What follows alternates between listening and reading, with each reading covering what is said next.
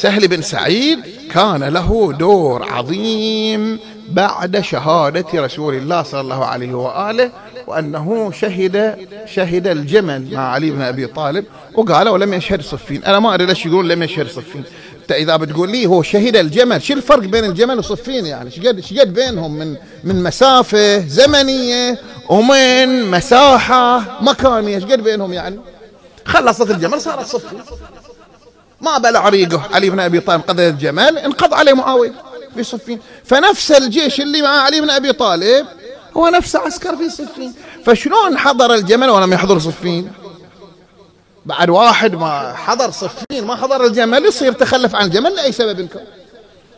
ثم اذكر لي السبب. إذا تقول لي سهل بن سعيد ما حضر صفين، اذكر لي السبب اللي هو ما حضر. عنده سبب معين اذكره، مريض، فيه شيء، كان مسافر، أرسله أمير المؤمنين لغرض معين، بعثه لقضية معينة، أمر آخر.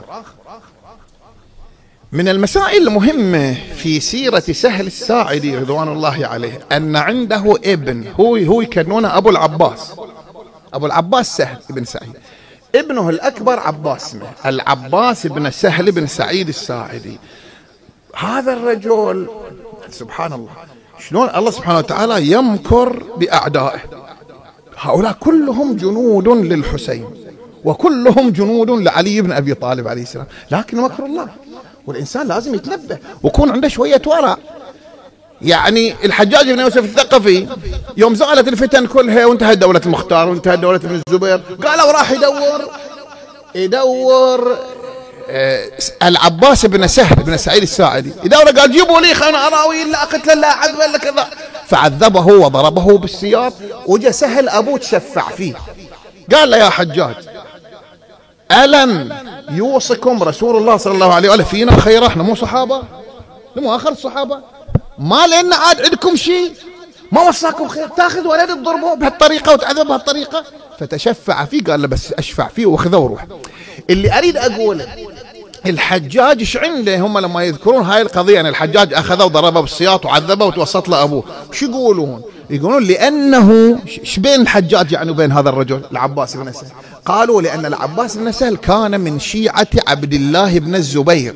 إذن هذه تزييف للحقائق، هذا تزييف للحقائق، لأن العباس ما كان من شيعة ابن الزبير، كان يوم من الأيام ضمن القادة عند ابن الزبير. قضية تختلف اختلاف كبير. حتى المختار يوم من الأيام كان من ضمن قادة ابن الزبير. أحد يقدر يقول المختار كان من شيعة ابن الزبير؟ ففي النهاية اللي قتل المختار ابن الزبير كان من شيعة. الظروف هالشكل، الظروف اضطرت. يعني أحيانا مكر الله تبارك وتعالى، أو كثير من الأحيان والغالب هالشكل، مكر الله تبارك وتعالى فوق عقولنا، فلا نجي نتسرع. أجي أشوف رواية أقول هذا السهل مؤمن وموالي وتالي ولده من شيعة ابن الزبير خذ بالله عليك، أو أقول لا هذا سهل لو في خير ما صار ولده من شيعة ابن الزبير، هذا سهل بعد فيه شك.